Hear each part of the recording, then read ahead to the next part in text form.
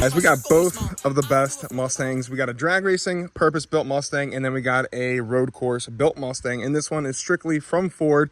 As it is, this Mach 1 is completely stock. If you guys don't know, this is Derek's car, known as Maverick, 2022 Grabber Blue Mach 1. If you guys haven't checked out, go check out the previous video we just made with it. I fell in love with this car. Ford did not give this car enough credit. Down to the handling, I personally, I mean, there's a lot of GT350 fans out there, and yes, I love the 5.2. I love the way it works, the way it sounds, everything about it, but I will take a Mach 1 over a GT350 any day. That's my personal opinion. After riding in this car, driving it, it is untouchable.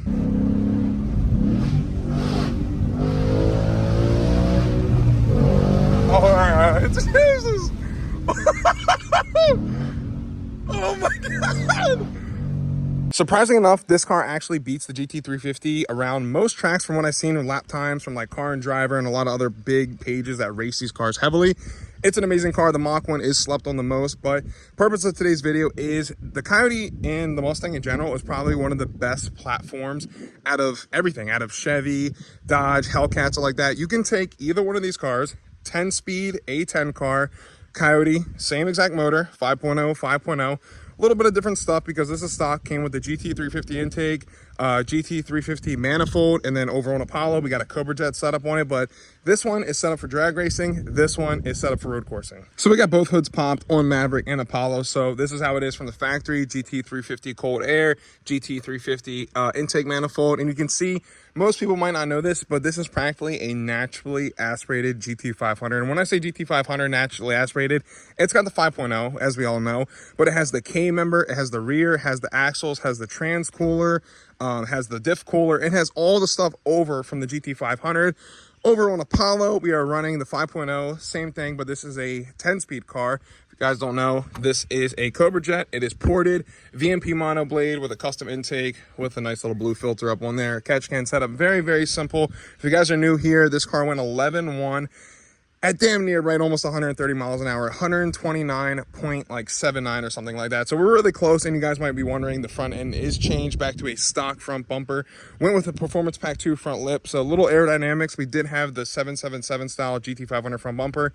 Wasn't a fan. I really highly recommend don't go any aftermarket bumpers. Stay with factory, stay with OEM. The Ford build quality is just superb over anything else out there on the market from what I've seen and from my experiences. The real reason the Mustang is the best muscle car platform ever made, in my opinion. I mean, you can just take either one of these cars. You could take the Mach 1, or you can even take a regular GT, just like myself, and do whatever you want with it. You can go attack. You can even make this car a drift car. You could do road coursing with this car if you preferably like the automatic, or you want to straight right into a ready-built Mach 1 from Ford. And it has everything ready to go take it straight to the autocross, take it to VIR, take it to any, whatever track you want, and beat this car and give it hell. Ford offers track suspension setups for it. So there's so much other things you can do, and it comes ready from the factory, ready to race. And then if you're a regular person, you kind of really don't know what to do, you can go ahead and jump into a GT 10-speed or MT82. MT82 is just the manual transmission for the GTs. And over on the Mach 1, we are running a Tremec 6-speed. The 6-speed is the same one that will be coming in the Dark Horse. I think there's just a little bit of changes, but the Dark Horse is becoming soon to this channel. So if you guys want to watch Dark Horse content, make sure you hit that subscribe button right now. But as of right now, we are still focused on Apollo, and then the Shelby GT500 should be back soon, making well over 1,000 horsepower. So we got this to complete the track, and then we'll be jumping on GT500 content. But like I said, it is the best of both worlds. You can take either one of these cars and do whatever you want with it. Even if I got a regular MT82 car, I would rather preferably get a base, and then I could do drifting with it. You do an angle kit on these cars, full exhaust, open up with the intake, tune E85. And these things rip, making close to 500 to the horsepower to the wheels. So let me show off the interior of both these cars for you. Apollo does have some interior work. The Mach 1 is stock to show you guys how it comes from the factory. We're going to jump over in Maverick, give you guys a little look. And if you guys want to see some more like driving and hard rips on this vehicle, go check out the last video we did. Derek was sending it pretty hard. He is definitely well taught about how to drive manual, and that boy can row through the gears. I'll tell you that right now. So these are factory Recaros front, and this is a factory car with a rear seat delete, which is very, very rare for the Mach 1s from what I heard. Tremec transmission, a little different, sync screen, and it does have the performance dash, the clusters, and the gauges up there, oil pressure and vacuum. Super nice car. And then if you can see down here, that is the man pedal. Third pedal is all you boys say. Mach 1 here, I do like this a lot. It looks super great. Kind of a little checkered flag look. You guys haven't noticed that before. Super, super clean. Ford, what happened? Why didn't you change the steering wheel? Just please drop a comment. Let me know. We should add a flat bottom. We should add some Alcantara in here. You kind of left it plain. You guys chipped out on the Mach 1 owners. At least put like Mach 1 on the seats. Put Mach 1 here. Something like that. Spice it up a little bit. And then for the Mach 1s over on the doors, they left some like cloth fabric material. It's not bad, but everything's kind of similar. I just feel like they didn't give the Mach 1s as much love as they did the GT350s. But still, I would be taking a Mach 1 over the GT350 just because I'm a huge fan of the 5.0, the Gen 3 motor, the direct import injection is insane. 5.2 has had a lot of problems with it in the past, eating oil and blowing them up, but they do sound amazing over the Coyotes, but I still think they do sound good. Over in the back, it is the same diffuser as the GT500, GT500 tips. If you guys haven't noticed, see all those little holes in the exhaust tips? They're like kind of like, I guess like baffles, you want to say, that like kind of close up the sound and kind of like muffle it a little bit.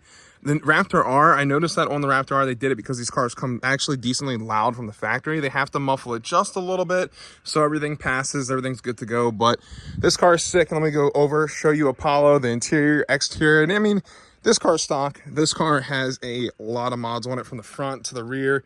We've touched everything on it. Apollo has been beat to absolute death. But that's what the point of it is. We are racing this car to the fullest.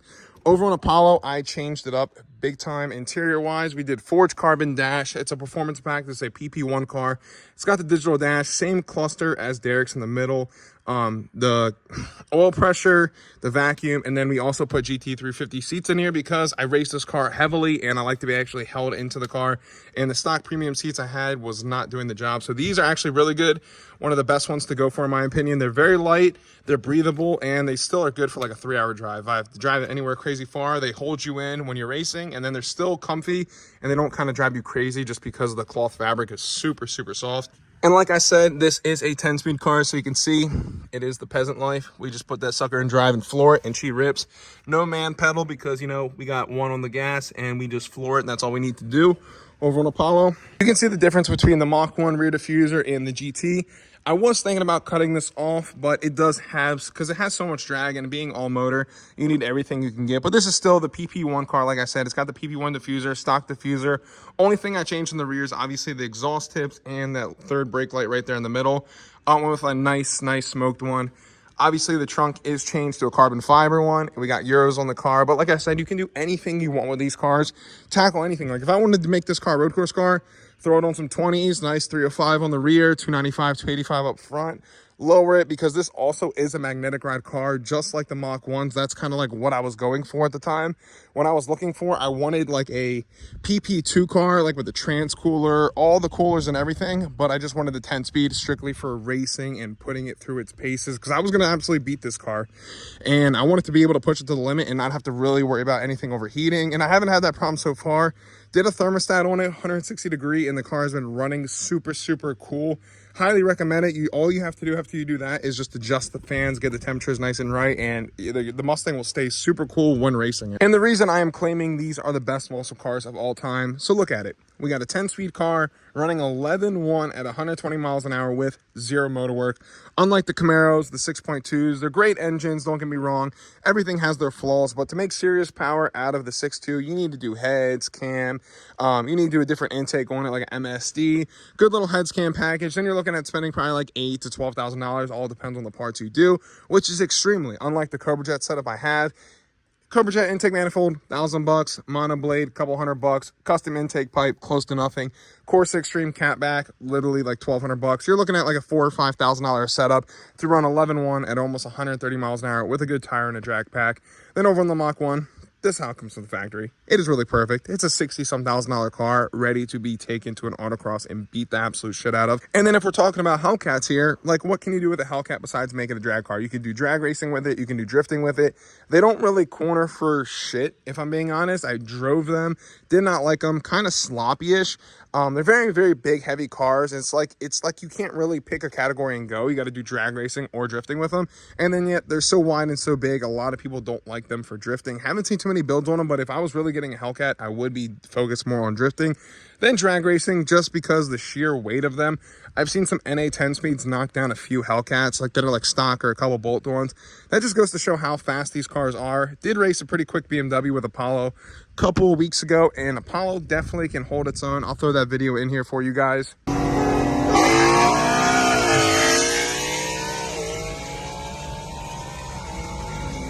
And I'll throw in a clip of the Mach 1 of us ripping this thing on the back roads. This thing, it literally puckered me up. I'm going to tell you that right now. I'm going to throw that video in. Short clip, not everything, because you guys need to go check out the previous video we made with the Mach 1.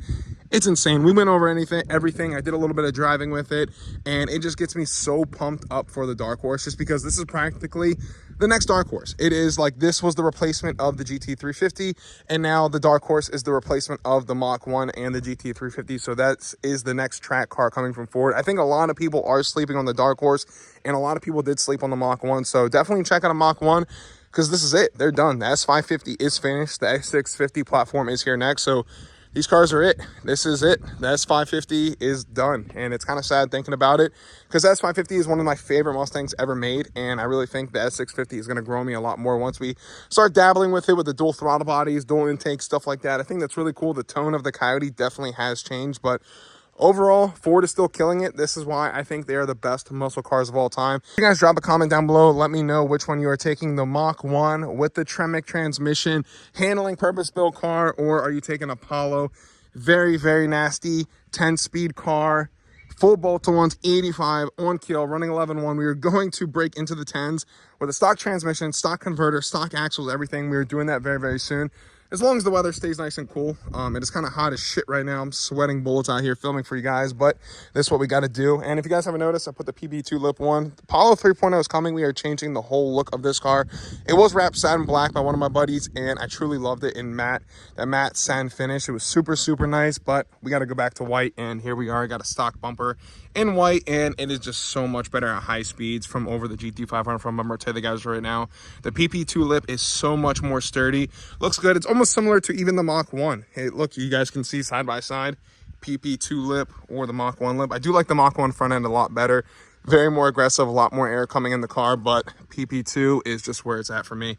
This is where Apollo's going to be. It's going to be living like this for a very long time. All right, guys, that is a wrap. You just saw Maverick. You saw Apollo. Let me know in the comment section. Pick one of the two. I mean, honestly, if I'm being honest, I really, really like the Mach 1. Please go check out that video. I'll put it at the end of this one. The Mach 1 is an absolute unit. It rips. Almost got attacked by a bee. I don't know if y'all saw that. But drop a comment. Let me know down below. Hit the link in the description. Run up the merch for your boy. Much love. I will catch you guys in the next video. Peace.